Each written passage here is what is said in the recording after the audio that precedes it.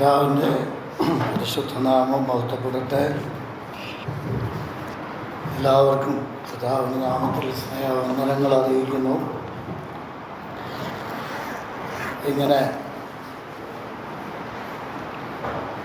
ഈ സ്ഥലം സഭയിൽ ക്രമീകരിച്ചിരിക്കുന്ന ബൈബിൾ ക്ലാസ്സിൽ ദൈവവചനം ശുശ്രൂഷിക്കുവാൻ എന്നെ ക്ഷണിച്ചതിന് പ്രത്യേകം കർത്താവിൻ്റെ നാമത്തിൽ ഞാൻ നന്ദി അറിയിക്കുന്നു. വെളിപാട് പുസ്തകമാണ് നമ്മൾ പഠിക്കുന്നത്. വെളിപാട് എന്ന വാക്ക് തന്നെ ഒടുവിൽ സംശയം ചോദിക്കാൻ സാധ്യതയുള്ള ഒരു പ്രയോഗമാണെന്ന് എനിക്കറിയാം. വെളിപ്പാട് എന്നുള്ളത് ക്രിയാശബ്ദമാണ്. നമ്മുടെ ബൈബിളിൽ ഉപയോഗിച്ചിരിക്കുന്ന വെളിപ്പാട് എന്നുള്ള വാക്കാണ്. എന്നാൽ വെളിപാടാണ് മലയാളത്തിലെ നാമശബ്ദം.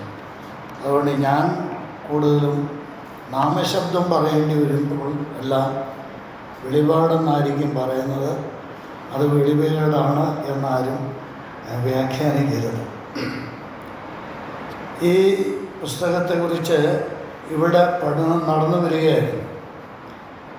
ഇവിടുത്തെ സ്ഥലം സഭയുടെ എൽഡേഴ്സിൽ ഒരാളായ കുഞ്ഞനച്ചാനും നമ്മുടെ പ്രിയ മകൻ ജോൺ ലീ എല്ലാവരും എന്നോട് പറഞ്ഞു, ഇങ്ങനെ 1 മുതൽ 6 വരെയുള്ള അധ്യായങ്ങൾ ഇവിടെ ഒരു പഠന രീതിയിൽ തുടർന്നു. അതുവരെ ഒന്ന് പരിഗണിക്കാൻ സാധിച്ചു എന്ന് പറഞ്ഞു. ആദ്യം ഒരു ധാരണ 7 മുതലുള്ള അധ്യായങ്ങൾ ക്ലാസ് എടുക്കുക എന്നുള്ളൊരു ചിന്തയായിരുന്നു. പിന്നീട് അത് മാറി 1 മുതലുള്ള അധ്യായങ്ങൾ ചിന്തിക്കാം എന്ന തീരുമാനത്തിലേക്ക് വന്നു. അങ്ങനെ ഈ 1 മുതൽ ഉള്ള അധ്യായങ്ങളാണ് നമ്മൾ പഠിക്കാനായിട്ട് ആഗ്രഹിക്കുന്നത്. മറ്റൊരു പ്രധാന കാര്യം, BGF-ൻ്റെ ധ്യാനയോഗത്തിനിപ്പം ഈ പുസ്തകമാണ് ധ്യാനിച്ചുകൊണ്ടിരിക്കുന്നത്. അതും 7 അധ്യായം വരെ ആയിട്ടുണ്ട്. അപ്പോൾ ഇത് എല്ലാം തമ്മിലൊരു ബന്ധമുണ്ട്. അത് പൊതുവെ നന്നായിരിക്കും എന്ന് ഞാൻ വിചാരിക്കുകയാണ്. ഇന്ന് ഈ പഠനത്തിൻ്റെ ഒരു ഇൻട്രൊഡക്ഷൻ, ഒരു മുഖവുര തുടങ്ങി വെക്കാൻ മാത്രമേ സാധിക്കുകയുള്ളൂ. ഈ പുസ്തകത്തിന് 22 അധ്യായങ്ങളാണ് ഉള്ളത്. നമുക്കറിയാം, ഇതൊരു പഠിച്ചാൽ തീരാത്ത ഒരു വിസ്തൃതമായ കടൽ സമാനമായ ഒരു പുസ്തകമാണ്. കഴിഞ്ഞ നൂറ്റാണ്ടുകളിലൊക്കെ സഭാചരിത്രം ആരംഭിച്ച് കഴിഞ്ഞ നൂറ്റാണ്ടിൽ ജീവിച്ചിരുന്ന ദൈവദാസന്മാരൊക്കെ ഈ പുസ്തകം പഠിപ്പിക്കാനും ശ്രമിച്ചിട്ടും പിന്നെയും അനന്തമായി ബാക്കി കിടക്കുന്ന ഒരു പഠന ഗ്രന്ഥമാണ്. കാലം പുരോഗമിക്കും തോറും ഈ വെളിപാട് പുസ്തകത്തിൻ്റെ പ്രസക്തി വർദ്ധിച്ചു വരും. കാലികമാണ് ഈ പുസ്തകം. കാലത്തോട് ചേർന്ന് സഞ്ചരിക്കുന്ന, അല്ലെങ്കിൽ നേരെ തിരിച്ചു പറയുന്നതായിരിക്കും കൂടുതൽ ശരി. വെളിപാട് പുസ്തകത്തോട് ചേർന്നാണ് കാലം അഥവാ ചരിത്രം സഞ്ചരിച്ചു കൊണ്ടിരിക്കുന്നത് എന്ന് നമ്മൾക്ക് പറയാൻ സാധിക്കും. ഈ വെളിപാട് പുസ്തകത്തെക്കുറിച്ച് ആമുഖമായ ചില കാര്യങ്ങൾ ഞാൻ പറയുന്നത് പ്രത്യേകം ശ്രദ്ധിക്കുക. ക്ലാസ് ആയതുകൊണ്ട് എല്ലാവരുടെയും മുഖമൊക്കെ ഒന്ന് ഒരു പ്രസന്നമായിട്ടൊക്കെ ഇരിക്കുവാണെങ്കിൽ അത് വലിയ സന്തോഷമാണ്. ഞങ്ങൾ ഈ വചനം ശുശ്രൂഷിക്കുന്ന യുവദാസന്മാരൊക്കെ അറിയാം. ഇവിടെ കഴിഞ്ഞ നമ്മുടെ ഈ കൺവെൻഷൻ്റെ സമാപന യോഗത്തിൽ ബഹുമാന്യനായ ജോൺ കുര്യൻ്റെ വചന ശുശ്രൂഷയ്ക്ക് സംബന്ധിച്ചവരാണ് ഇവിടെ ഇരിക്കുന്ന മിക്കവാറും എല്ലാവരും എന്ന് ഞാൻ വിചാരിക്കും. ഞാൻ വളരെ ചിന്തിക്കുകയും പഠിക്കുകയും കഴിഞ്ഞ കാലങ്ങളിൽ പലയിടത്തും പഠിപ്പിക്കുകയും ചെയ്തിട്ടുള്ളൊരു ഭാഗമാണ് ഈ തെസ്സലോനിക്കർക്ക് എഴുതിയ 1-ാം ലേഖനം 1-ാം അധ്യായം മാതൃകാസഭ, ഒരു മാതൃകാസഭയുടെ സവിശേഷത. അത് അദ്ദേഹം പ്രത്യേകം അന്ന് ഊന്നൽ നൽകി പറഞ്ഞ ഒരു കാര്യം ഓർമ്മയാണ്. എന്താ? വചനത്തോടുള്ള പ്രതികരണം. തെസ്സലോനിക്ക സഭയുടെ ഏറ്റവും വലിയ മാതൃക ദൈവവചനത്തോട് അവർ പ്രദർശിപ്പിച്ച മാതൃക, ആ പ്രതികരണം ഏറ്റവും ഉന്നതമായ ഒരു മാതൃകയാണ്. അതുകൊണ്ട് ഈ ബൈബിൾ അഥവാ വചന ശുശ്രൂഷയാണെങ്കിലും ബൈബിൾ ക്ലാസ്സൊക്കെ ആണെങ്കിലും അതിനോടൊരു ആസ്വാദ്യ മനോഭാവത്തോടുകൂടെ ഇരിക്കുകയാണെങ്കിൽ അതൊരു സന്തോഷകരമായ കാര്യമായിരിക്കും. വെളിപാട് പുസ്തകം ബൈബിളിലെ ഏറ്റവും ഒടുവിലത്തെ പുസ്തകമാണ്. ഈ പുസ്തകത്തിൽ തന്നെ നമ്മൾ ഇതൊരു പ്രവചന പുസ്തകമാണെന്ന് പറയുന്നത്. പ്രത്യേകിച്ചും പുതിയ നിയമത്തിലെ ഗ്രന്ഥങ്ങളെക്കുറിച്ച് നമ്മൾ പഠിച്ചാൽ ആദ്യത്തെ 4 സുവിശേഷങ്ങളാണ്. ബാക്കി പറയണേ, ആദ്യത്തെ 4 സുവിശേഷങ്ങളാണ്. അതിൻ്റെ പ്രത്യേകത എന്താണ്? കർത്താവായ യേശു ക്രിസ്തുവിൻ്റെ ചരിത്രമാണ്. ഹിസ്റ്റോറിക്കൽ ബുക്സാണ്, ചരിത്ര പുസ്തകങ്ങളാണ്. അത് കർത്താവായ യേശുവിൻ്റെ ചരിത്രമാണ്. 5-ാമത്തെ പുസ്തകം അപ്പോസ്തലന്മാരുടെ പ്രവർത്തികൾ, അതും എന്താ? ചരിത്ര പുസ്തകമാണ്. അത് ഏത് ചരിത്രമാണ്? ആദിമ സഭയുടെ ചരിത്രമാണ്. റോമാലേഖനം മുതൽ യൂദയുടെ ലേഖനം വരെ എത്ര ലേഖനമാണ്? 21 ലേഖനങ്ങളാണ്. റോമാലേഖനം മുതൽ യൂദയുടെ ലേഖനം വരെ 21 ലേഖനങ്ങളാണ്. 5 എഴുത്തുകാരാണ് എഴുതിയിരിക്കുന്നത്. ഈ ലേഖനങ്ങളെ അറിയപ്പെടുന്നത് ലേഖനങ്ങളെന്നല്ല, എന്താ വേദപുസ്തക പഠിതാക്കൾ ഈ ലേഖനങ്ങളെ വിളിക്കുന്നത് ലേഖനങ്ങളെന്നല്ല, പിന്നെ ഉപദേശങ്ങളെന്നാണ്. ഡോക്ട്രിനൽ ബുക്സ്, ഉപദേശപരമായ പുസ്തകങ്ങളാണ്, ഉപദേശങ്ങളാണ്. ഇനിയും ഒടുവിലത്തെ പുസ്തകമാണ് വെളിപാട് പുസ്തകം. ആ പുസ്തകം എന്താ? ഒരേ ഒരു പുസ്തകമാണ് പുതിയ നിയമത്തിലെ പ്രവചന പുസ്തകം. അത് വെളിപാട് പുസ്തകമാണ്. ഈ പുസ്തകത്തിൽ തന്നെ ഇത് പ്രവചന പുസ്തകമാണ് എന്ന് നമ്മൾക്ക് വായിക്കാൻ സാധിക്കുന്നുണ്ട്. നോക്കാം, 1-ാം അധ്യായത്തിൻ്റെ 3-ാം വാക്യം. ചില സൂചനകൾ ഞാൻ തരാം. 1-ാം അധ്യായത്തിൻ്റെ 3-ാം വാക്യം എന്താ? ഒന്ന് വായിച്ച് സഹായിക്കുമോ? ഈ പ്രവചനത്തിലെ, അപ്പോൾ ഇതെന്താണ്? ഈ ബുക്ക് എന്താ? ഇത് പ്രവചനമാണ്. അത് ഈ പുസ്തകത്തിൽ തന്നെ പറയുകയാണ്, ഈ പ്രവചനത്തിലെ. ഇനി നോക്കിക്കോട്ടെ, 22-ാം അധ്യായത്തിൻ്റെ 10-ാം വാക്യം. അത് ഈ പ്രവചന പുസ്തകത്തിൻ്റെ പ്രാധാന്യം വ്യക്തമാക്കുന്ന ഒരു വചനം കൂടെയാണ്. 22-ാം അധ്യായത്തിൻ്റെ 10-ാം വാക്യം.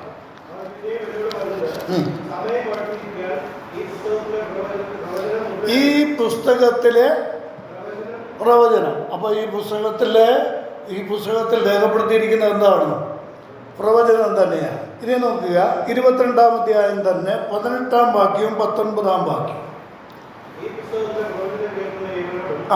ഈ പുസ്തകത്തിലെ പ്രവചനം കേൾക്കുന്ന ഏവനോടും ഞാൻ സാക്ഷീകരിക്കുന്നത്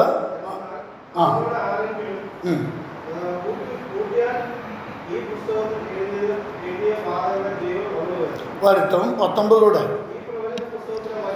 ഈ പ്രവചന പുസ്തകത്തിലെ, കണ്ടോ അവിടെ എന്താ? പ്രവചന പുസ്തകം. അപ്പോൾ നമ്മൾ വേറെ ദൂരെയെങ്ങും പോയി പ്രത്യേകിച്ച് ഒരാശയം കൊണ്ടുവന്ന് സ്ഥാപിക്കേണ്ട കാര്യമില്ല.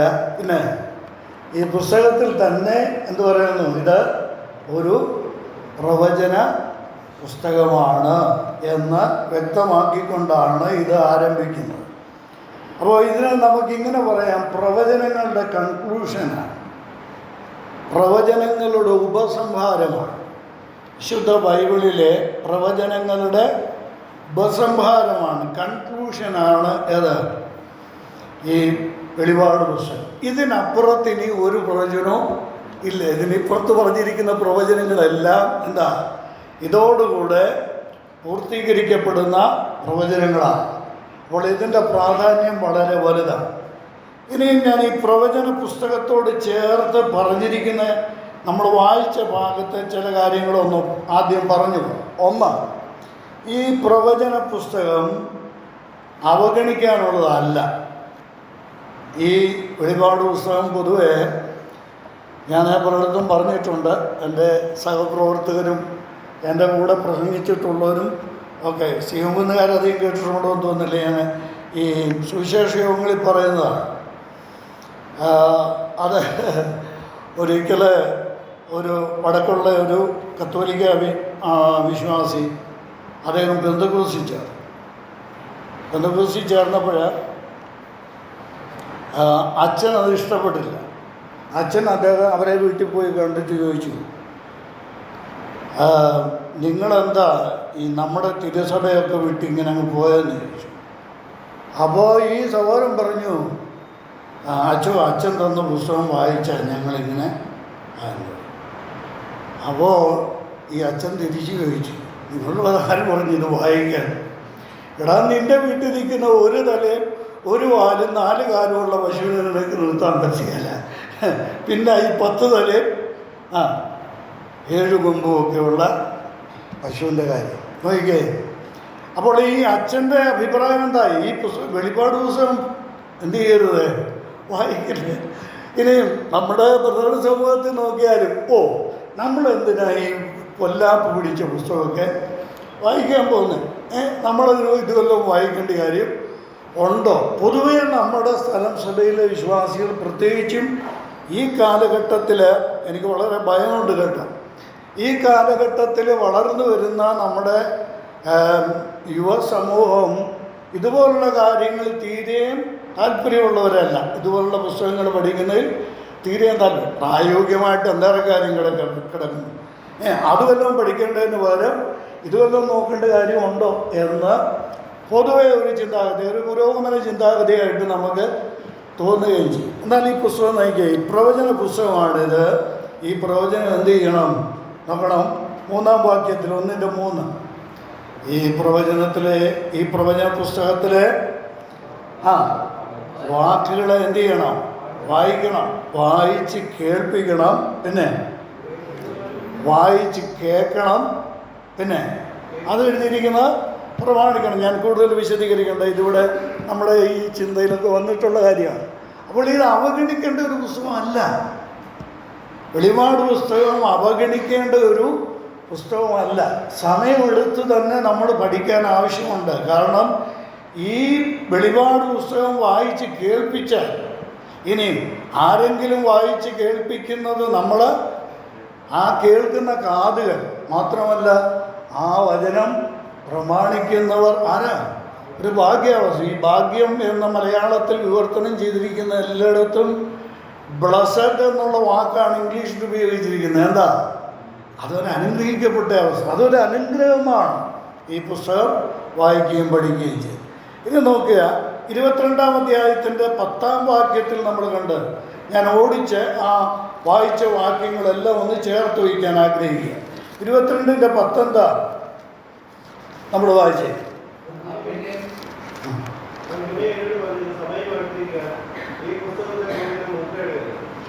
ഈ പുസ്തകത്തിലെ പ്രവചനം എന്ത് ചെയ്യരുത്? മുദ്രയിടരുത്. വളരെ പ്രധാനപ്പെട്ട ഒരു കൽപ്പനയാണിത്. ഇത് മുദ്രയിടേണ്ടതല്ല, ഇത് തുറന്നു വെക്കേണ്ടതാണ്. ഇതെല്ലാവരും പഠിക്കേണ്ടതാണ്, ഇതെല്ലാവരും വായിക്കേണ്ടതാണ്. മുദ്രയിടുക എന്ന് പറഞ്ഞാൽ അടച്ചു പൂട്ടിയിട്ട് അതിൻ്റെ മണ്ടയിൽ മുദ്ര വെച്ച് പിന്നെ തുറക്കാതിരിക്കുക എന്നുള്ളതാണ്. എന്നാൽ ഇവിടെ ഈ പ്രവചന പുസ്തകത്തിൽ ദൈവാത്മാവ് തന്നെ പറയുകയാണ്, എന്താ ഇതിനെ മുദ്രയിടരുത്. ഇനി നോക്കുക, 18-ഉം 19-ഉം വാക്യങ്ങൾ വളരെ അപകടകരമായൊരു മുന്നറിയിപ്പാണ്. 18-ഉം 19-ഉം വാക്യങ്ങളിൽ പറഞ്ഞിരിക്കുന്നത് എന്താ? ഈ പുസ്തകത്തിലെ പ്രവചനം കേൾക്കുന്ന ഏവനോടും ഞാൻ സാക്ഷീകരിക്കുന്നത് അതിനോട് എന്ത് ചെയ്യരുത്? കൂട്ടരുത്. ഇതിനോട് കൂടുതലൊന്നും കൂട്ടരുത്. ഇതിൻ്റെ അപ്പുറത്ത് വേറെ ഒരു പ്രവചനം അറിയരുത്.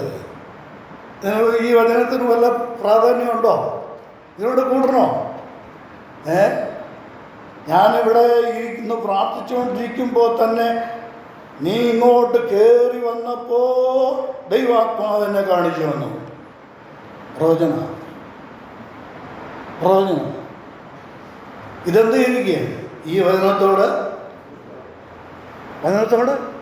ഇതിനെയൊന്നും വീട്ടിൽ കയറ്റരുത് കേട്ടോ. വളരെ ശ്രദ്ധിക്കേണ്ട കാര്യമാണ്.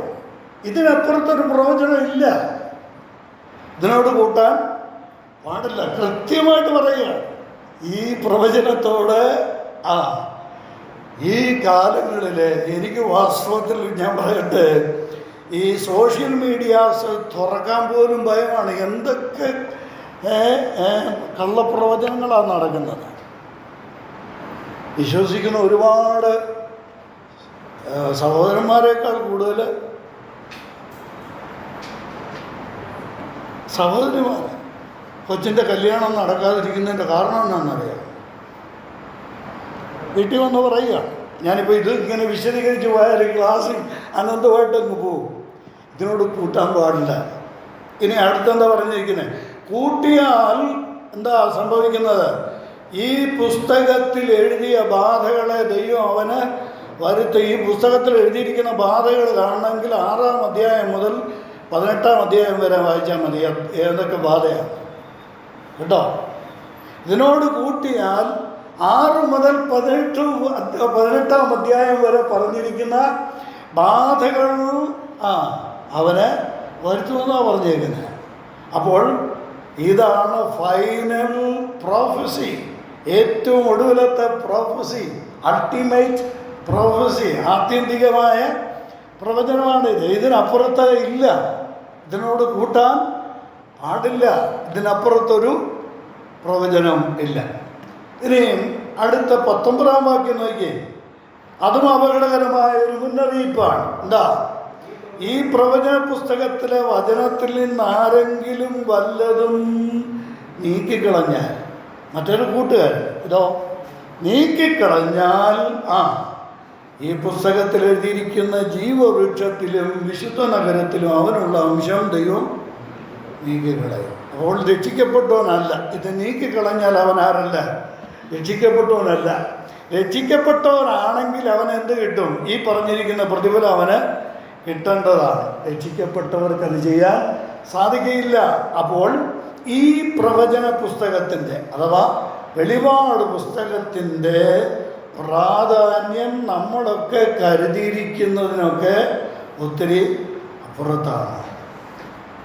ഒരു പ്രവചന ഗ്രന്ഥം എന്ന നിലയിൽ ഈ പുസ്തകത്തിന് ദൈവാത്മാവ് നൽകിയിരിക്കുന്ന പ്രാധാന്യം ഒരല്പം പോലും ചെറുതായിട്ട് കുറച്ച് നമ്മൾ കാണാൻ പാടില്ല.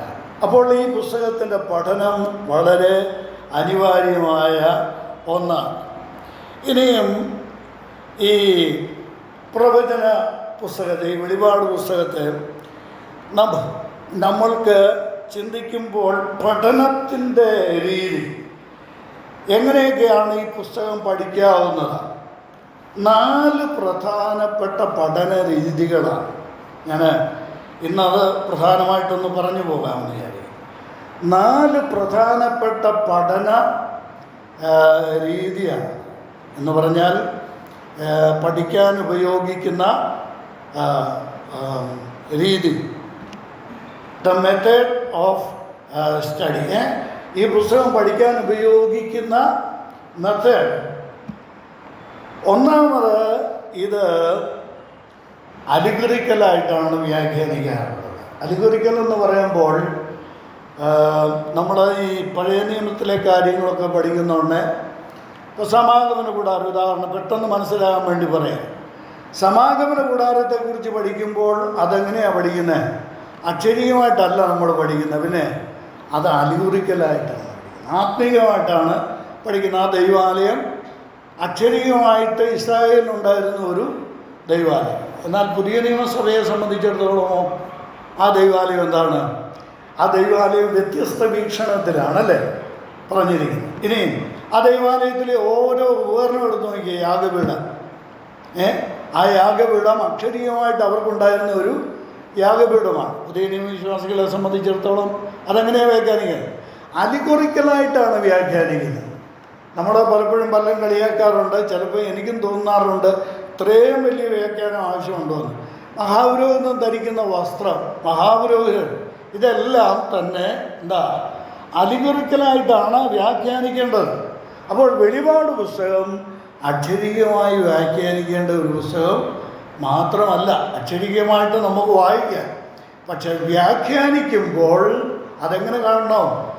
അത് ആത്മീകമായിട്ട് നമ്മൾ വ്യാഖ്യാനിക്കും. സ്പിരിച്വൽ ഇൻ്റർപ്രിട്ടേഷൻ എന്ന് ഇംഗ്ലീഷിൽ പറയും. ആത്മീയമായ വ്യാഖ്യാനമാണ് പൊതുവെ നമ്മൾ ഈ പുസ്തകം, വെളിപാട് പുസ്തകം പഠിക്കാൻ വേണ്ടി സ്വീകരിക്കുക.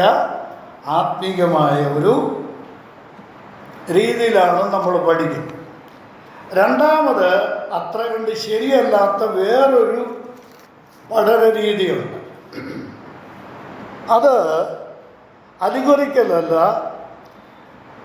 അത് ഈ ഗ്രാമർ അനുസരിച്ചുള്ളൊരു വ്യാഖ്യാനമാണ്. നിങ്ങൾ ശ്രദ്ധിച്ച് നോക്കിയാൽ എല്ലാവരും കേൾക്കുന്നുണ്ടോ?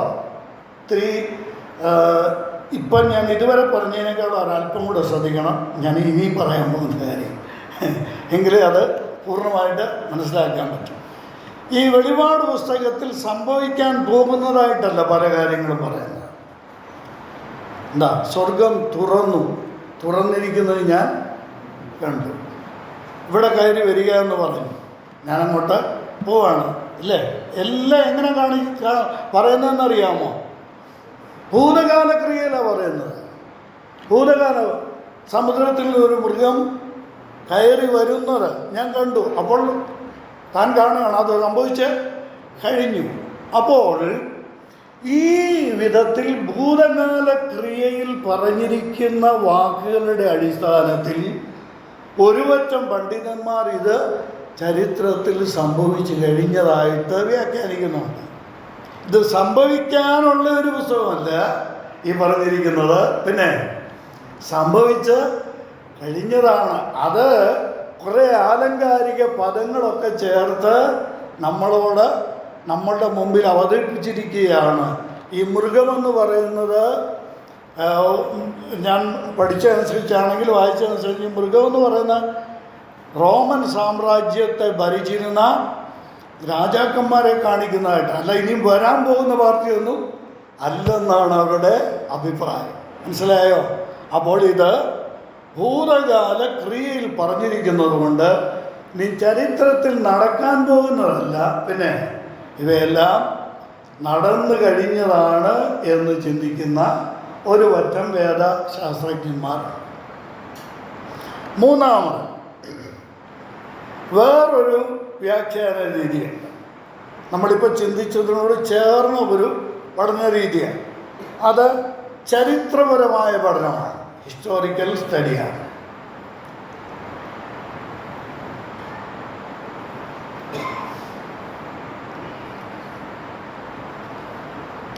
ഈ പുസ്തകത്തിൽ അവർ പറയുന്ന കാര്യം ഇതിപ്പം നടന്നുകൊണ്ടിരിക്കുന്ന കാര്യങ്ങളാണ്.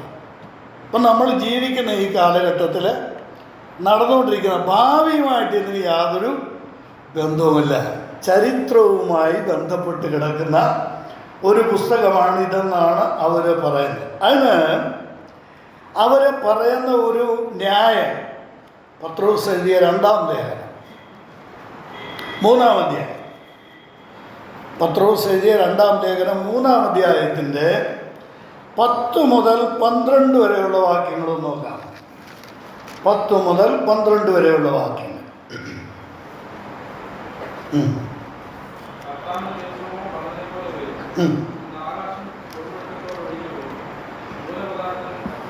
ഇത് ഭാവിയിൽ നടക്കുന്നതായിട്ടാണ് പത്രോസ് ഇവിടെ പറഞ്ഞിരിക്കുന്നത്, അല്ലേ? ഭാവിയിൽ ഇപ്പം നടക്കുന്നതാണോ? അത് ഭാവിയിൽ നടക്കാൻ പോകുന്നതാണ്. എന്നാൽ പത്രോസ് ഇവിടെ തുടങ്ങുമ്പോൾ പറയുന്ന ഒരു പ്രയോഗമുണ്ട്. ഇതിന് നേരെ വിരുദ്ധമായിട്ട് ഈ തലമുറ ചിന്തിക്കുന്ന ഒരു കാര്യം, ഈ തലമുറ മാത്രമല്ല പത്രോസിൻ്റെ കാലത്തെ തലമുറയും ചിന്തിക്കുന്ന കാര്യം നോക്കണം. 3 മുതലുള്ള വാക്യങ്ങൾ നോക്കി. 3 മുതലുള്ള വാക്യം. അവൻ്റെ പ്രത്യക്ഷതയുടെ വാഗ്ദത്തം എവിടെ? സൂക്ഷിച്ചു നോക്കണേ. അല്ലെങ്കിൽ പിന്നെ സംശയം എങ്ങനെ നിലനിന്ന് പോകും. ശ്രദ്ധിച്ചിരുന്നാൽ പെട്ടെന്ന് മനസ്സിലാകും. പിതാക്കന്മാർ നിദ്ര കൊണ്ട ശേഷം സകലവും, ഇതൊക്കെ നമ്മൾ വായിച്ചിട്ടുള്ളതായിരിക്കും, പക്ഷെ നമ്മുടെ മനസ്സിൽ ഇതിപ്പുണ്ടോ എന്ന് എനിക്കറിയത്തില്ല. പിതാക്കന്മാർ നിദ്ര കൊണ്ട ശേഷവും സൃഷ്ടിയുടെ ആരംഭത്തിൽ ഇരുന്നതുപോലെ സകലവും ഇന്നും അതുപോലെ ഇരിക്കുക. വല്ല മാറ്റമുണ്ടോ? കാര്യങ്ങൾക്ക് വല്ല മാറ്റമുണ്ടോ? ഇനിയും ഇരിക്കുന്നു എന്ന് പറഞ്ഞ് സ്വന്തം മോഹങ്ങളെ അനുസരിച്ച് നടക്കുന്ന പരിഹാസികൾ അന്ത്യകാലത്ത് ഈ കാലത്തുണ്ടാകുന്ന കാര്യം എന്താ മാറ്റം? ഇവിടെ വല്ല മാറ്റവും നടക്കുന്നുണ്ടോ? പിതാക്കന്മാരുടെ കാലത്തുണ്ടായിരുന്ന പോലെ തന്നെ ഇപ്പോഴും കാര്യങ്ങൾക്ക് യാതൊരു മാറ്റവും ഉണ്ടാകുന്നില്ല. ഇനിയും അടുത്ത വാക്യം നോക്കിയേ. ആകാശവും വെള്ളത്തിൽ നിന്നും വെള്ളത്താൽ ഉളവായ ഭൂമിയും പണ്ട് ദൈവത്തിൻ്റെ വചനത്താൽ ഉണ്ടായി എന്നും അതിനാൽ അന്നുള്ള ലോകം ജലപ്രളയത്താൽ മുങ്ങി നശിച്ചു എന്നും ഇപ്പോഴത്തെ ആകാശവും ഭൂമിയും അതേ വചനത്താൽ എന്തു ചെയ്യാണ്? തീക്കായി സൂക്ഷിച്ചിരിക്കുകയാണ്. ഇപ്പോഴത്തെ ആകാശം ഇവിടെ ഉണ്ട്, അത് തീക്കായിട്ട് സൂക്ഷിച്ചിരിക്കുകയുമാണ്. എന്ന് പറഞ്ഞാൽ കാര്യങ്ങളൊക്കെ ഒരേപോലെ തന്നെ നടന്നു പോവുകയാണ്. ചരിത്രം ഇങ്ങനെ തുടർന്ന് കൊണ്ടേയിരിക്കുകയാണ്. ഇതിനകത്ത് വലിയ മാറ്റമൊന്നും ഇനിയും വരാൻ സാധ്യതയില്ല. ഈ വെളിപാട് പുസ്തകം ആ നിലയിൽ വ്യാഖ്യാനിക്കുന്ന ആളുകൾ കുറവല്ല. ചരിത്രപരമായ ഒരു പുസ്തകമായിട്ട് ഇതിനെ കാണിക്കും. ചരിത്രത്തോട് ബന്ധപ്പെട്ട് കിടക്കുന്ന ചരിത്രപരമായ പഠനം. നാലാമതാണ്, ഒന്നാമത്തേതും നാലാമത്തേതുമാണ് നമ്മൾക്ക് അംഗീകരിക്കാൻ കഴിയുന്നത്. ഫ്യൂച്ചറിസ്റ്റിക് അപ്രോച്ച്, ഭാവിപരമായ ഒരു പഠനം. വെളിപാട് പുസ്തകത്തിൻ്റെ ആത്യന്തിക സ്വഭാവം അത് ഭാവിയോട് ബന്ധപ്പെട്ട ഒരു പുസ്തകമാണ്. നമുക്ക് തുടങ്ങാം. ഈ 1-ാം അധ്യായത്തിൽ തന്നെ നമുക്ക് ആരംഭിക്കാം. 1-ാം അധ്യായത്തിൻ്റെ വെളിപാട് പുസ്തകം 1-ാം അധ്യായത്തിൻ്റെ 1-ാം വാക്യം.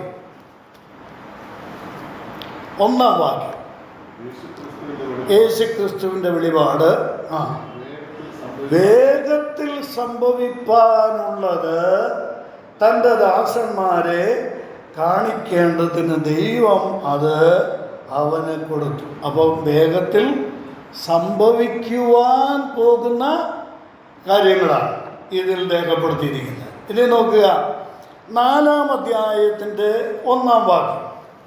4-ാം അധ്യായത്തിൻ്റെ 1-ാം വാക്യം സംഭവിച്ചു കഴിഞ്ഞതാണോ?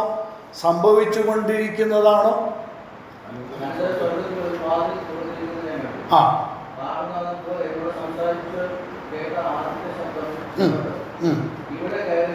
അടുത്ത വാചകം, ഇവിടെ കയറി വരിക. സംഭവിച്ചു കഴിഞ്ഞാണോ? ഇപ്പോൾ സംഭവിച്ചുകൊണ്ടിരിക്കുന്നതാണോ? ആണോ? എത്ര ക്ലിയർ ആണല്ലേ?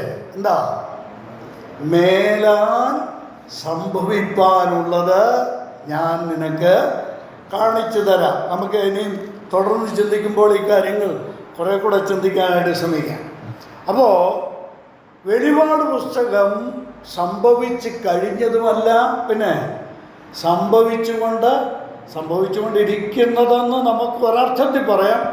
എന്നാൽ മേലാൽ സംഭവിപ്പാൻ ഉള്ള കാര്യങ്ങളാണ്. ഇതിൽ പ്രധാനമായിട്ടും നമ്മൾ ഓർക്കേണ്ട ഒരു കാര്യം, മേലാൽ സംഭവിക്കുവാനുള്ളത് എന്ന് പറയുമ്പോൾ ഞാൻ ഈ പറഞ്ഞ കാര്യം നിങ്ങളുടെ മനസ്സിൽ വെക്കണം. ഇന്ന് നടക്കുന്ന കാര്യങ്ങളാണോ? പ്രധാനമായിട്ട് ഇന്ന് നടക്കുന്ന കാര്യങ്ങളാണോ? നമ്മളൊക്കെ ഇത് പറയുമ്പോൾ സാധാരണ പറയുന്നത് ഈ വചനത്തിൽ, ഈ പ്രവചനത്തിലെ വാക്യങ്ങളെല്ലാം എടുത്ത് ഇന്നത്തെ ഞാനും ചെയ്തിട്ടുണ്ട്. അതൊക്കെ അജ്ഞാനകാലം എന്നുള്ള ഒരു ഓർമ്മയിൽ ഞാനെങ്കിൽ പേപ്പർ കട്ടുമൊക്കെ എടുത്ത് ഇന്ന് സംഭവിച്ചുകൊണ്ടിരിക്കുന്നതായിട്ടൊക്കെ വ്യാഖ്യാനിച്ചിട്ടുള്ള ഒരു സന്ദർഭമുണ്ട്. പക്ഷേ ഈ മേലാൽ സംഭവിക്കുവാനുള്ളത് എന്ന് പറയുന്നത് 6-ാം അധ്യായം മുതൽ ഉള്ള കാര്യങ്ങൾ ഇപ്പോൾ സംഭവിച്ചുകൊണ്ടിരിക്കുന്നതല്ല. എപ്പോൾ സംഭവിക്കാനുള്ള? സഭ എടുക്കപ്പെട്ടതിന് ശേഷം മഹോപദ്രവ കാലഘട്ടത്തിൽ സംഭവിക്കുന്ന കാര്യങ്ങളാണ്. 6 മുതലുള്ള അധ്യായങ്ങളിൽ പറഞ്ഞിരിക്കുന്നതൊക്കെ തന്നെ ഒരിക്കലും ദൈവവചനം വ്യാഖ്യാനിക്കുമ്പോൾ വചനം ഉദ്ദേശിക്കാത്ത അർത്ഥത്തിൽ നമ്മളത് വ്യാഖ്യാനിക്കാൻ പാടില്ല.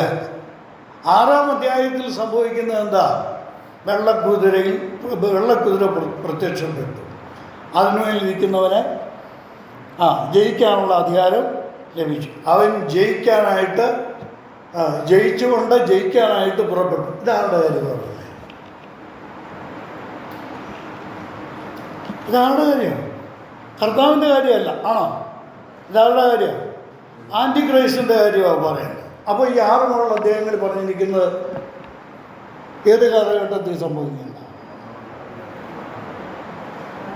ഏത് കാലഘട്ടത്തിൽ സംഭവിക്കുന്നതാണ്? മഹാപീഡന കാലഘട്ടത്തിൽ സംഭവിക്കുന്നതാണ്. ആൻറ്റി ക്രൈസ്റ്റ് പ്രത്യക്ഷപ്പെട്ട് കഴിഞ്ഞിട്ട് നടക്കുന്ന കാര്യങ്ങളാണ്, നേരാൽ സംഭവിക്കാനുള്ള കാര്യങ്ങളാണ്. അപ്പോൾ നമ്മൾ ഈ പുസ്തകത്തെക്കുറിച്ച് പഠിക്കുകയും പഠിപ്പിക്കുകയും ചെയ്യുമ്പോൾ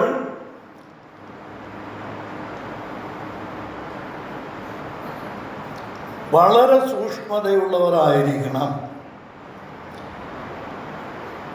നമ്മളിതിനോട് കൂട്ടിപ്പഠിപ്പിച്ചാൽ എന്തോ പറ്റും? അതിനാ ഞാൻ ആദ്യം ആ വാക്യം പറഞ്ഞത്. കൂട്ടിപ്പഠിപ്പിച്ചാൽ എന്തോ പറ്റും? ഇതിനകത്തൊന്ന് കുറച്ചാൽ എന്താ പറ്റും? ഇതിനോട് കൂട്ടരുത്, ഇതിൽ നിന്ന് കുറയ്ക്കരുത്. ഒരു കാരണവശാലും ദൈവം അത് അനുവദിക്കുന്ന കാര്യം അല്ല. ഇനിയും പഠന സ്വഭാവം നമ്മൾക്ക് ഈ വിധത്തിൽ ചിന്തിക്കാൻ സാധിക്കും. ഈ പുസ്തകത്തെ നമുക്ക് ഈ പുസ്തകത്തിൽ എഴുതിയിരിക്കുന്ന രീതിയിൽ നമ്മൾക്ക് ആദ്യം ഒന്ന് വിഭജിക്കാം. ഈ പുസ്തകത്തിൽ തന്നെ ഈ പുസ്തകം പഠിക്കാനുള്ള വിഭജനം പറഞ്ഞിട്ടുണ്ട്, അല്ലേ? എൻ്റെ ഡിവിഷൻസ് എങ്ങനെ ആയിരിക്കണം, എങ്ങനെ വേണം ഇത് വിഭജിച്ച് പഠിക്കാനെന്ന് ഈ പുസ്തകത്തിൽ തന്നെ പറഞ്ഞിട്ടുണ്ട്.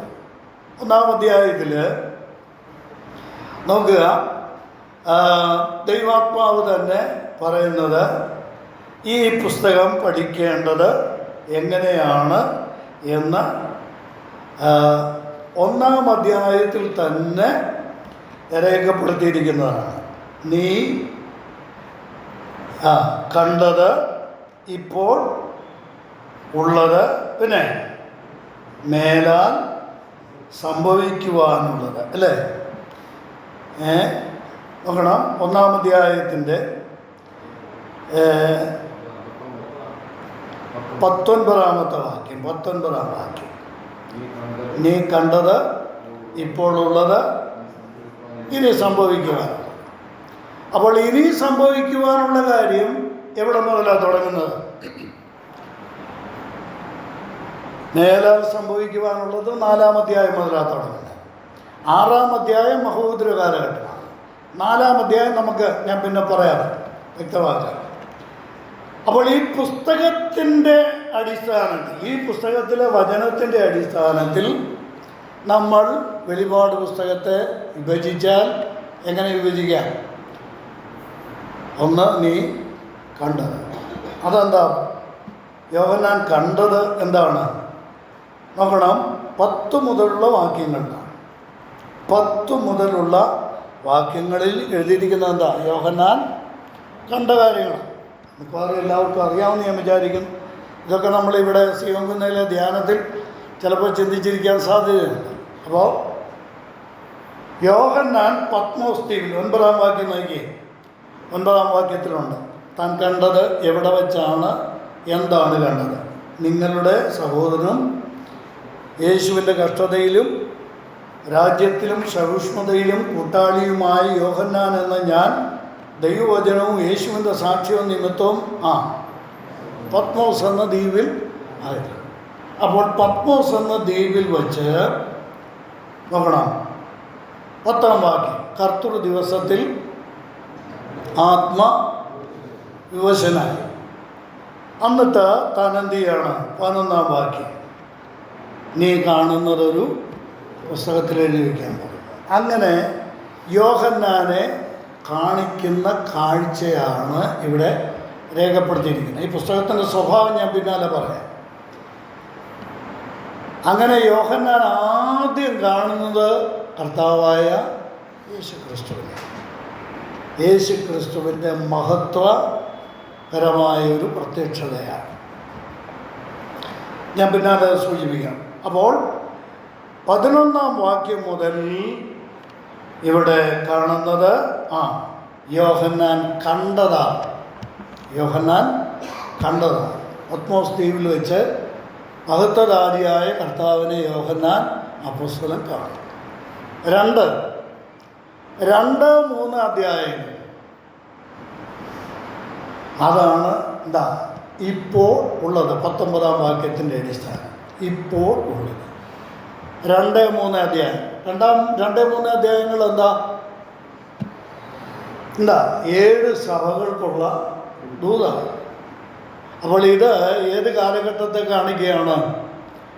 പണ്ഡിതാഭിപ്രായം നമുക്ക് സാമാന്യ ബുദ്ധി ഉപയോഗിച്ച് നമുക്ക് മനസ്സിലാക്കാം. ഇത് സഭായുഗത്തെ കാണിക്കുകയാണ്. 2-3 അധ്യായം. അപ്പോൾ നീ കണ്ടത് കഴിഞ്ഞു. 2 ഇപ്പോൾ ഉള്ളത് സഭായുഗം, അത് കഴിഞ്ഞു. ഇനി 4 മുതലുള്ള അധ്യായം നോക്കിയേ. അവിടെ എന്താ നമ്മൾ വായിച്ചു? എന്താ മേലാൽ സംഭവിക്കാനുള്ളത്. അപ്പോൾ 4 മുതലുള്ള അധ്യായങ്ങളിൽ പറഞ്ഞിരിക്കുന്നത് ആണ് എന്ത്? മേലാൽ സംഭവിക്കാനുള്ളത്. അപ്പോൾ പുസ്തകത്തിൻ്റെ അടിസ്ഥാനത്തിൽ യോഹന്നാൻ ഉണ്ടായ വെളിപാട് എന്ന ഈ പുസ്തകത്തിൽ രേഖപ്പെടുത്തിയിരിക്കുന്ന വിഭജനം അനുസരിച്ച് നമ്മൾക്ക് ഈ 3 വിധത്തിൽ ഈ പുസ്തകത്തെ തിരിച്ച് പഠിക്കാൻ സാധിക്കും. ഇനി ഈ പുസ്തകത്തെ നമ്മൾ വേറെ വിധത്തിൽ പഠിക്കാൻ ശ്രമിച്ചാൽ എങ്ങനെ വിഭജിക്കുവാൻ സാധിക്കും? 4 മുതൽ 18 വരെയുള്ള അധ്യായങ്ങൾ, ഞാൻ ഈ പറയുന്ന കാര്യം പ്രത്യേകം നോട്ട് ചെയ്യുകയോ മനസ്സിൽ കരുതുകയോ ചെയ്യും. 4 മുതൽ 18 വരെയുള്ള അധ്യായങ്ങളെ 2ആയിട്ട് വിഭജിച്ച് വേണം പഠിക്കാൻ.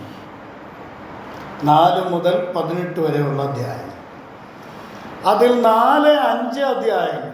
ഈ 4 മുതൽ 18 വരെയുള്ള അധ്യായങ്ങളിൽ 4-5 അധ്യായങ്ങളിൽ സഭ സ്വർഗത്തിലാണ്. സ്വർഗമെന്ന് പറയാമെങ്കിൽ സഭ കർത്താവിനോട് കൂടെയാണ്.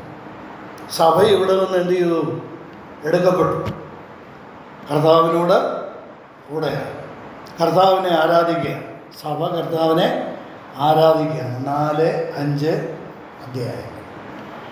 6 മുതൽ 18 വരെയുള്ള അധ്യായങ്ങളിൽ ഞാൻ മുമ്പ് പറഞ്ഞു എന്താ? 6 മുതൽ 18 വരെയുള്ള അധ്യായങ്ങളിൽ ആൻറ്റി ക്രൈസ്റ്റിൻ്റെ പ്രത്യക്ഷത, തുടർന്ന് ആദ്യം അവൻ സമാധാനത്തിൽ വരുന്നു, പിന്നീട് ആദ്യത്തെ 3.5 വർഷം ഒക്കെ നമുക്ക് പിന്നാലെ ചിന്തിക്കാം. സമാധാനത്തിൻ്റെ ദൂതനാണ്. പിന്നീട് മഹാപീഡനം. അവിടം വരെയാണെന്നറിയാമോ? 18-ാം അധ്യായം വരെയാണ്. 18-ാമത്തെ അധ്യായം വരെ. ഇനിയും 19 മുതൽ 22 വരെയുള്ള അധ്യായം. 19 മുതൽ 22 വരെയുള്ള അധ്യായം. ആദ്യം നമുക്ക് 19-ാം അധ്യായം മാത്രം ഒന്നെടുക്കാം. 19-ാം അധ്യായത്തിൻ്റെ പ്രത്യേകത എന്താണെന്നറിയാമോ? 19-ാം അധ്യായം തുടങ്ങുന്നത് എങ്ങനെയാണ്? ഒന്ന് വായിച്ചു.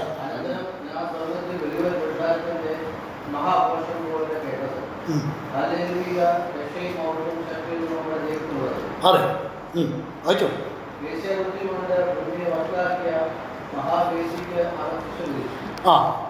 ഇത് ഭൂമിയിലെ ഏറ്റവും ഒടുവിലത്തെ ശിക്ഷയും തുടർന്ന് കർത്താവായ യേശുക്രിസ്തുവിൻ്റെ മഹത്വ പ്രത്യക്ഷതയുമാണ്.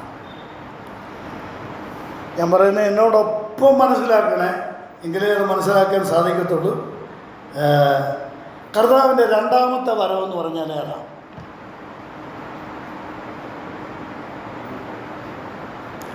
യഥാർത്ഥത്തിൽ 2ാമത്തെ വരവ് നടക്കുന്ന എവിടാന്നറിയാമോ?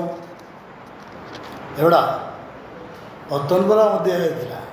അനന്തരം ഒരു വെള്ളക്കുതിര പ്രത്യക്ഷപ്പെട്ടു. കർത്താവ് അവിടെ പ്രത്യക്ഷപ്പെടുന്ന രംഗമാണ് നമ്മൾ കാണുന്നത്. നോക്കണം, 6-ാം വാക്യം. വലിയ പുരുഷാരത്തിൻ്റെ ഘോഷം പോലെയും പെരുവെള്ളത്തിൻ്റെ ഇരച്ചിൽ പോലെയും തകർത്ത ഇടിമുഴക്കം പോലെയും ഞാൻ കേട്ടത്. ഹല്ലേലൂയ! സർവശക്തിയുള്ള നമ്മുടെ ദൈവമായ കർത്താവ് എന്ത് ചെയ്തു? രാജത്വമേറ്റു. യേശുക്രിസ്തു രാജാവാകുന്ന രംഗം എവിടെയാണ്?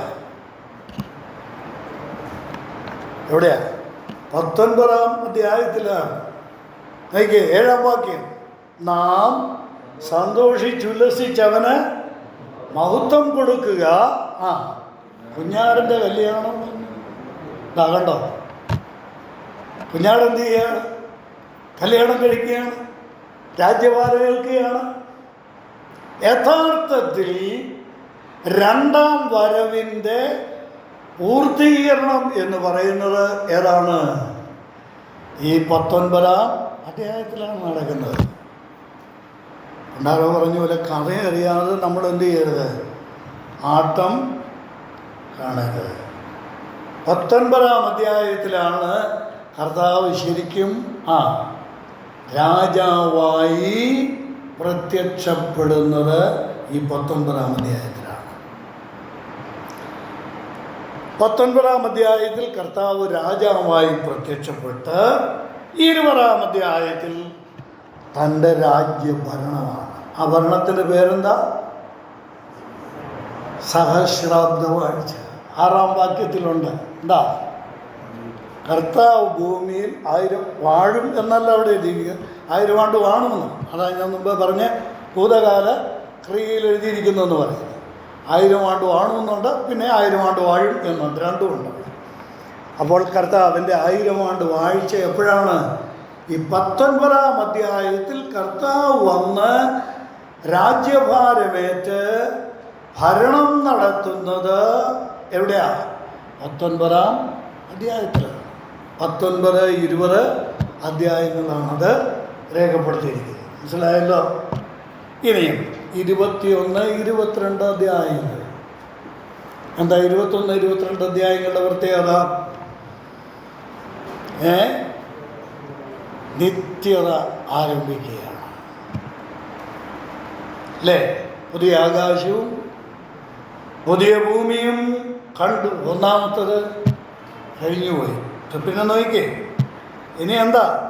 പുതിയ യെരൂശലേം ഇറങ്ങി വരുന്നു. പിന്നെ സിംഹാസനത്തിൽ നിന്ന് മഹാശബ്ദം കേട്ടത്, ഇതാ മനുഷ്യരോടുകൂടെ ദൈവത്തിൻ്റെ കൂടാരം. പിന്നെ കണ്ണുനീരില്ല, ദുഃഖമില്ല, മരണമില്ല, ശാപമില്ല അല്ലേ?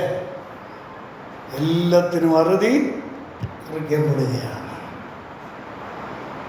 അപ്പോൾ വെളിപാട് പുസ്തകം പഠിക്കുമ്പോൾ നമ്മൾ ഈ വിധത്തിൽ വിഭജിച്ച് പഠിക്കാൻ ആവശ്യം. മനസ്സിലായല്ലോ? കർത്താവിൻ്റെ മഹത്വ പ്രത്യക്ഷത നടക്കുന്നത് എപ്പോഴാണ്? 19-ാം അധ്യായത്തിലാണ്. ആ പ്രത്യക്ഷത നടന്ന് കർത്താവ് കുഞ്ഞാടിൻ്റെ കല്യാണം, അത് നമ്മൾക്ക് മനസ്സിലാകുന്ന മാനുഷിക ഭാഷയിൽ ദൈവാത്മാവ് രേഖപ്പെടുത്തിയിരിക്കുകയാണ്. കുഞ്ഞാടിൻ്റെ കല്യാണം നടക്കുന്നു. പിന്നെ 11-ാം അധ്യായത്തിൽ സ്വർഗം തുറന്നിരിക്കുന്നതും, പിന്നെ വെള്ളക്കുതിരയുടെ പുറത്ത് വെള്ളക്കുതിര വൃത്തിയുടെ അതിന്മേലിരിക്കുന്നവന് വിശ്വസ്തനും സത്യവാനും. നമ്മുടെ കർത്താവിൻ്റെ കാര്യമാണ് പറയുന്നത്. കർത്താവ് ആരായി വരികയാണ്?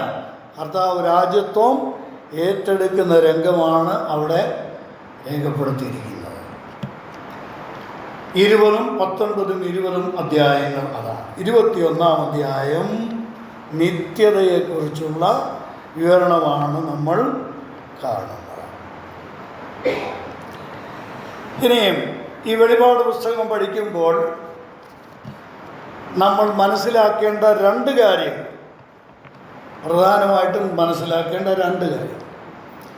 എങ്ങനെയാണ് യോഹന്നാൻ ഈ വെളിപാട് ഉണ്ടായത് നോക്കണം. അവിടെ എഴുതിയിരിക്കുന്ന തുടങ്ങുന്നത് തന്നെ എങ്ങനെയാണ്? പുസ്തകത്തിൻ്റെ ടൈറ്റിൽ എങ്ങനെയാണ്?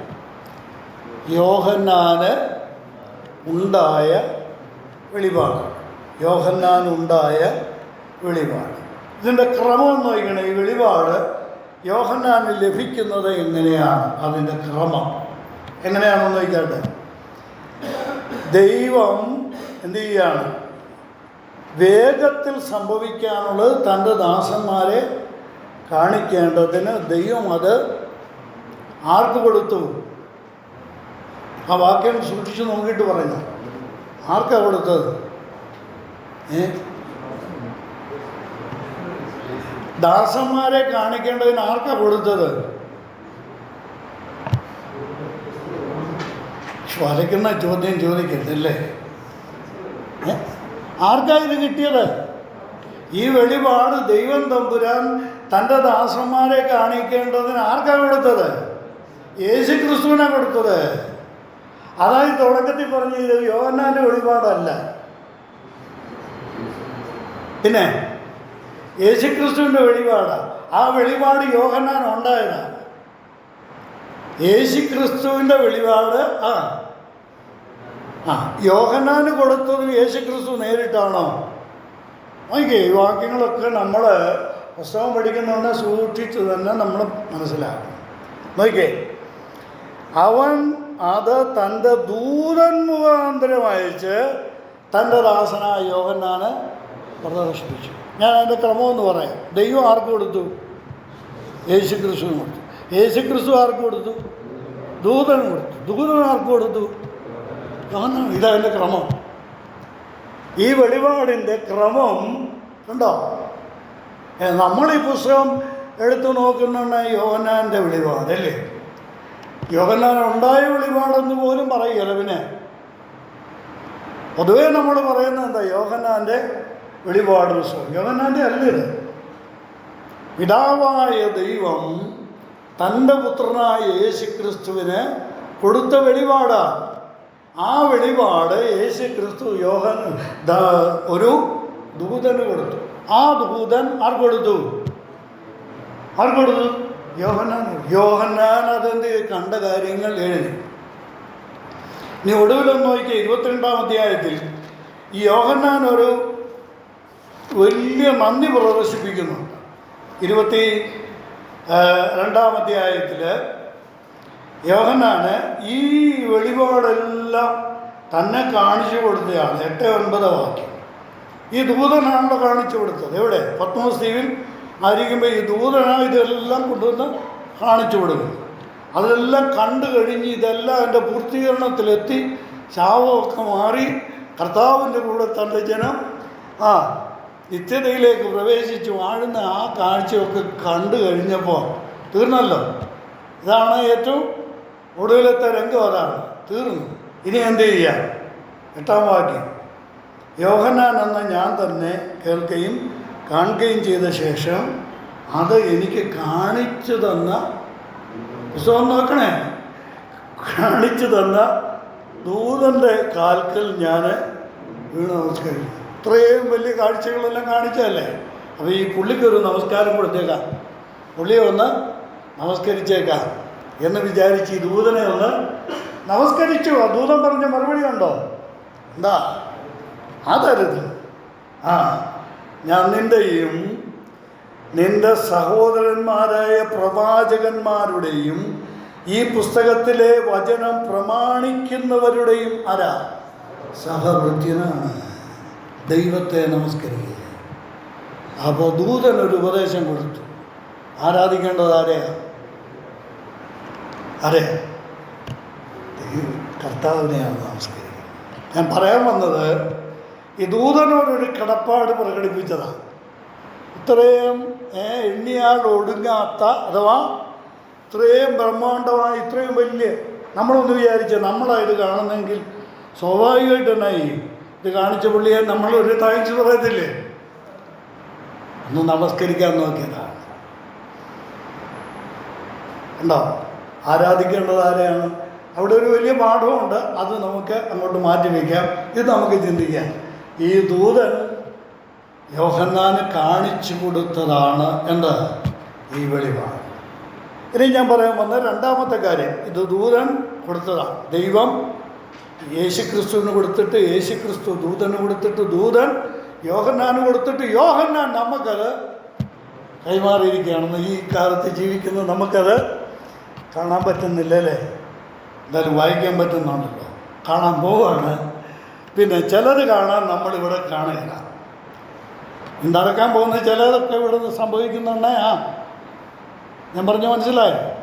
ചിലതൊക്കെ സംഭവിക്കുന്നുണ്ട്, നമ്മളിവിടെ ആണോ? കാണത്തില്ല. നമ്മൾ പോയി കഴിഞ്ഞ് അത് സംഭവിക്കും. ഇനിയും ഈ വെളിപാട് എന്ന പുസ്തകത്തിൻ്റെ ഒരു പ്രത്യേകത പറയാം. യോഹന്നാനുണ്ടായ എന്താ വെളിപാട്, റെവലേഷൻ. ഇംഗ്ലീഷിൽ പറയുമ്പോൾ വെളിപ്പാടെന്ന് പറഞ്ഞില്ല, വെളിപാടെന്നാ പറഞ്ഞെന്നുള്ള കുഴപ്പമൊന്നും വരികയല്ലോ. ആ റെവലേഷൻ, അതിന് ഗ്രീക്കിൽ ഉപയോഗിച്ചിരിക്കുന്ന വാക്യ പുസ്തകത്തിൻ്റെ പേരെന്താണെന്നറിയാമോ? അറിയാം അല്ലേ? ഇവിടെ ചിന്തിച്ചിട്ടുണ്ട്. അപ്പോകലിപ്സിസ് എന്ന പേര് വാക്കാണ്. അപ്പോകലിപ്സിസ് എന്ന ഗ്രീക്ക് വാക്കാണ്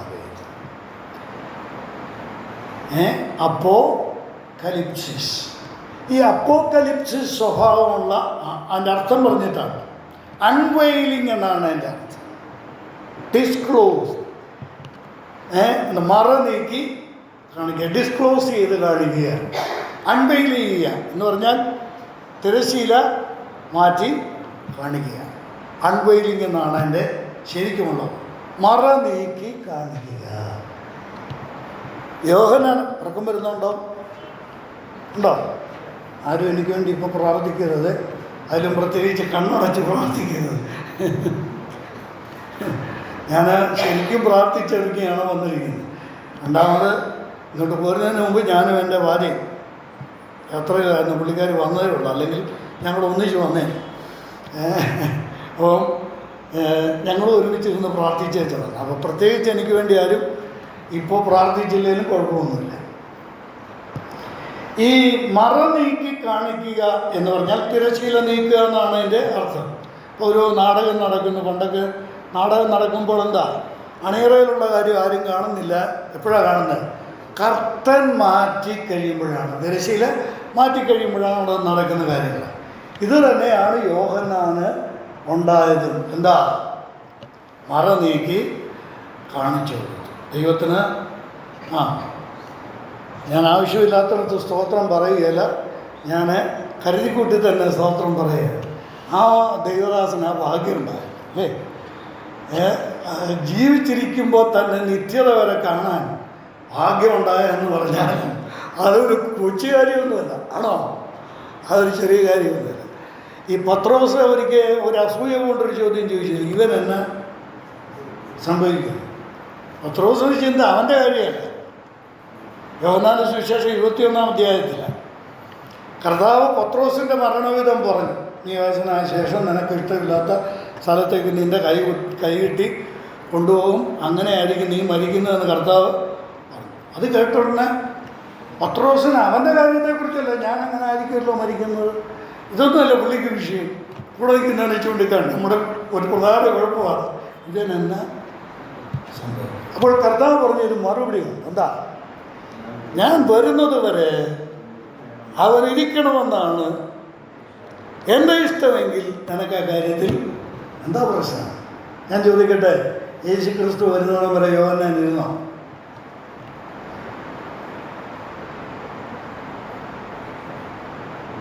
എന്താ മൗനമായിരിക്കുന്നത്?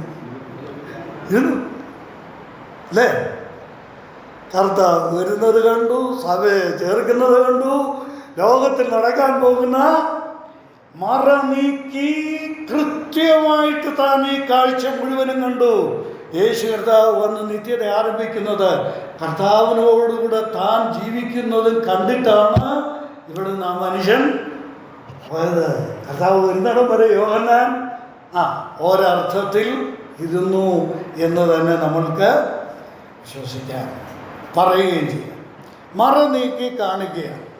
ഞാൻ പ്രധാനപ്പെട്ട ഒരു ഉപദേശ സത്യം കൂടെ വെളിപ്പെടുത്താനാണ് ഞാൻ ഇത് പറഞ്ഞത്. ഇതാണ് വാസ്തവത്തിൽ വെളിപാടെന്ന് പറയുന്നത്. അപ്പോക്കലിപ്സിസ് എന്ന് പറയുന്നത് ഇതാണ്. എന്താ? മറ നീക്കി കാണിക്കുക. ഇനി പ്രത്യേകിച്ച് ഈ വെളിപാട് പുസ്തകത്തിൻ്റെ സ്വഭാവത്തിൽ പറഞ്ഞാൽ നടക്കാൻ പോകുന്ന കാര്യങ്ങൾ മറ നീക്കി കാണിക്കുക. കേൾക്കണേ, ഞാൻ വളരെ പ്രധാനപ്പെട്ട ഒരു ഉപദേശ സത്യം ഇനി പറയാനുണ്ട്. ഒരു ഡോക്ടറിന് ട്രൂത്താണ് പറയുന്നത്. ഇത് കഴിഞ്ഞു. ഏത്? ഈ മറ നീക്കി കാണിക്കുന്ന ദൈവിക പരിപാടി അവസാനിച്ചു. ഇനി ആരെയും എന്ത് ചെയ്യില്ല. പുതിയ വെളിപാടുകൾ സ്വർഗത്തിലെ കർത്താവ് ഇനി ആർക്കും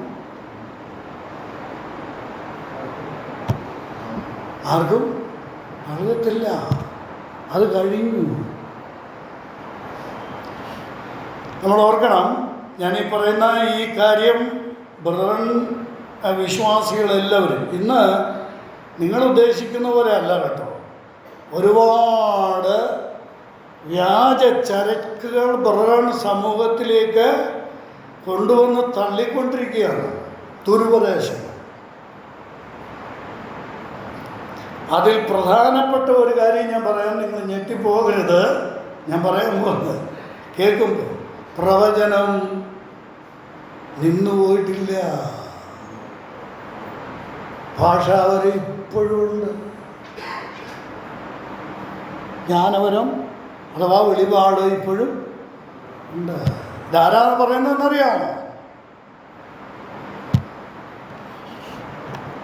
ഈ കാലഘട്ടത്തിൽ ദൈവമക്കളായ നമ്മൾ പഠിച്ചിരിക്കേണ്ട ഒരു പ്രധാന കാര്യം ഞാൻ പറയാം. വെളിപാട് പുസ്തകത്തോടുകൂടെ വെളിപാട് എന്ത് ചെയ്തു? അവസാനിച്ചു. ഇനിയും ദൈവം പുതിയ വെളിപാട് ആർക്കും കാണിച്ചു കൊടുക്കുന്നില്ല. ഞാൻ ചുരുങ്ങിയ ചില വാചകങ്ങളിൽ പറയാം. എഫേസ്യർക്ക് എഴുതിയ ലേഖനം 3-ാം അധ്യായം 1 മുതൽ 6 വരെയുള്ള വാക്യങ്ങൾ ഇന്ന് വീട്ടിൽ ചെന്നിരുന്ന് സൗകര്യം പോലെ ഒന്ന് വായിച്ചിട്ട് മാത്രമേ ഉറങ്ങാവൂന്ന് ഞാൻ ഒരു ഹോംവർക്ക് തരിക. അവിടെ ഉണ്ട്. പൗലോസ് പറയുന്നു, വെളിപാടിനാൽ എനിക്കൊരു മർമ്മം അറിയായി വന്നു. അത് നിങ്ങൾ വായിക്കണം.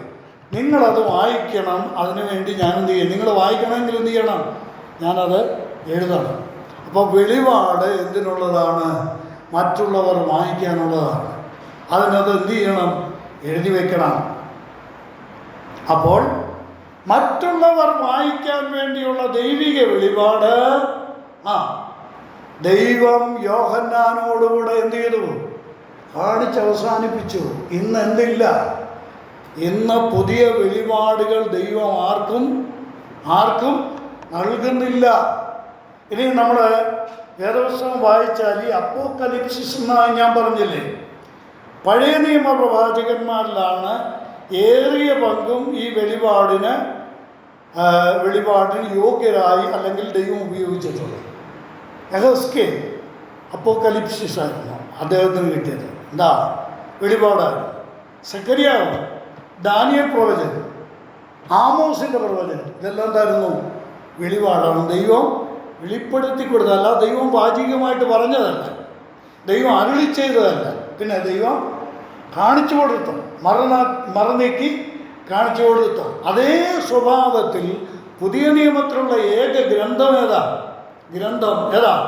വെളിപാട് പുസ്തകം. പക്ഷേ പൗലോസിന് ഈ വെളിപാടുണ്ടായിട്ടുണ്ട്, പത്രോസിന് ഈ വെളിപാടുണ്ടായിട്ടുണ്ട്. അവരെന്ത് ചെയ്തിട്ടുണ്ട്? തങ്ങൾക്ക് ലഭിച്ച വെളിപാട് എന്ത് ചെയ്തു? എഴുതി വെച്ചു. അത് സഭയ്ക്ക് പ്രമാണമായിട്ട് നമുക്ക് നൽകിയിരിക്കുകയാണ്. അപ്പോൾ ഇന്ന് ഈ വെളിപാടുണ്ടെങ്കിൽ എന്ത് ചെയ്യണം? അത് എഴുതി വയ്ക്കണം. അത് എന്തിനോട് ചേർക്കണം? അതിനകത്തോടെ ചേർക്കണം. ചേർക്കാൻ അനുവാദമുണ്ടോ? ഇല്ല. ചെയ്താൽ എന്താ പറ്റും? അപ്പോൾ ഇന്നുള്ളത് നമ്മൾ മനസ്സിലാക്കണേ, ദൈവസഭയ്ക്കും ദൈവജനത്തിനും ആവശ്യമായിട്ടുള്ള വെളിപാട് മുഴുവനും ദൈവം നൽകി കഴിഞ്ഞു. ഇന്നെന്താ ഉള്ളത്? ഇന്ന് ഞാനാണെങ്കിലും ദൈവദാസന്മാർ ഇവിടെ ഇരിക്കുന്നവരാണെങ്കിലും ഏത് ദൈവദാസനാണെങ്കിലും ഇന്ന് ചെയ്യുന്ന എന്താ? തങ്ങൾക്ക് ലഭിച്ച വെളിപാടുകൾ പറയുകയല്ല.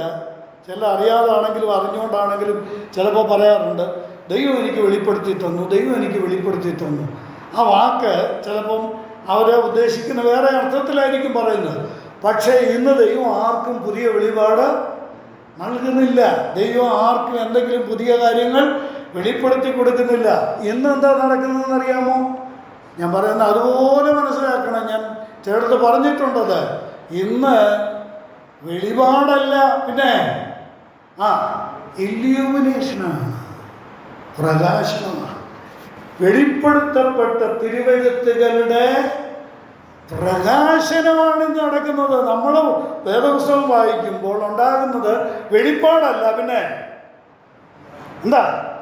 പ്രകാശനമാണ്. ഇനിയും മൂന്നാമത് പ്രകാശനത്തെ തുടർന്നുള്ള എന്താണെന്നറിയാം? ഒരാൾക്ക് പ്രകാശനമായി കിട്ടിയ സത്യം മറ്റുള്ളവരോടത് പങ്കിടുമ്പോൾ അതെന്താണെന്നറിയാമോ? അതിൻ്റെ പേര് ഇൻ്റർപ്രിട്ടേഷൻ എന്നാണ്. വ്യാഖ്യാനിക്കുക. തിരുവെഴുത്തിനെ വ്യാഖ്യാനിക്കാൻ വെളിപാടുകൾ നമ്മൾക്ക് ദൈവത്തിൻ്റെ പരിശുദ്ധാത്മാവ് പ്രകാശിപ്പിച്ചു തരുമ്പോൾ അതെന്ത് ചെയ്യാം? അത് വ്യാഖ്യാനിച്ചു കൊടുക്കും. ഇതാണ് ഈ കാലഘട്ടത്തിൽ നടക്കുന്നത്. അപ്പോൾ ഈ പുസ്തകം അപ്പോക്കലിപ്സിസ് അഥവാ വെളിപാട് മുഖാന്തരം മറനീക്കി കാണിച്ച് യോഹന്നാൻ കണ്ട കാര്യങ്ങളുടെ രേഖയാണ് ഈ പുസ്തകം. രണ്ടാമത് ഞാൻ പറയാൻ ശ്രമിച്ചത്, വെളിപാടുകളുടെ കാലം അസ്തമിച്ചു, ഇനിയും വെളിപാട് ഇല്ല. ഇനി നമ്മൾക്ക് ദൈവം അനുവദിച്ചാൽ ഇപ്പോൾ ക്ലാസ് അവസാനിപ്പിക്കേണ്ട സമയമായതുകൊണ്ട് ഞാനിവിടെ നിർത്താൻ ആഗ്രഹിക്കുകയാണ്. 1-ാം അധ്യായത്തിൽ പറഞ്ഞിരിക്കുന്ന കാര്യങ്ങൾ ദൈവഹിതമായ നമ്മൾക്ക് അടുത്ത ക്ലാസ്സിൽ ചിന്തിക്കാം എന്ന് ഞാൻ വിചാരിക്കുകയാണ്. ദയവ് ചെയ്ത് ക്ലാസ്സിൽ സംബന്ധിക്കുമ്പോൾ വളരെ താല്പര്യത്തോടും ഉത്സാഹത്തോടും കൂടെ നമ്മുടെ വചനത്തിൻ്റെ മുമ്പിൽ ഇരിക്കുകയാണെങ്കിൽ അത് വളരെ പ്രയോജനകരമാണ്. എനിക്ക് തോന്നുന്നില്ല ഞാൻ ഇന്ന് പറഞ്ഞ കാര്യങ്ങളെ മനസ്സിലാക്കാൻ ബുദ്ധിമുട്ടുള്ള എന്തെങ്കിലും പറഞ്ഞു വളരെ ലളിതമായിട്ടുള്ള കാര്യങ്ങളാണ് പറയുന്നത്. ഇനിയും ഞാൻ അവർക്ക് ഈ ലളിതമായ കാര്യങ്ങൾ തുടങ്ങിയതേ ഉള്ളൂ. കഠിനമായത് വരുമ്പോൾ നമ്മൾ എങ്ങനെ സഹിച്ചിരിക്കുമെന്നുള്ളതാണ് ഇനി നമ്മൾ ചിന്തിക്കേണ്ട കാര്യം. അപ്പോൾ നമ്മൾക്ക് പ്രാർത്ഥനയോടുകൂടെ തുടർന്നും ദൈവവചനത്തിൻ്റെ മുമ്പിൽ അടുത്ത ക്ലാസ്സുകളിൽ ആയിരിക്കാം. കർത്താവ് നമ്മൾക്ക് അവസരം തരുന്നെങ്കിൽ, കർത്താവ് ഒന്നില്ല എങ്കിൽ നമ്മളൊക്കെ ഞാനൊക്കെ ഇവിടെ ഉണ്ടെങ്കിൽ നമുക്ക് തുടർന്നുള്ള കാര്യങ്ങൾ ചിന്തിക്കാൻ ശ്രമിക്കാം. കർത്താവ് നമ്മെ നമ്മളാക്കും.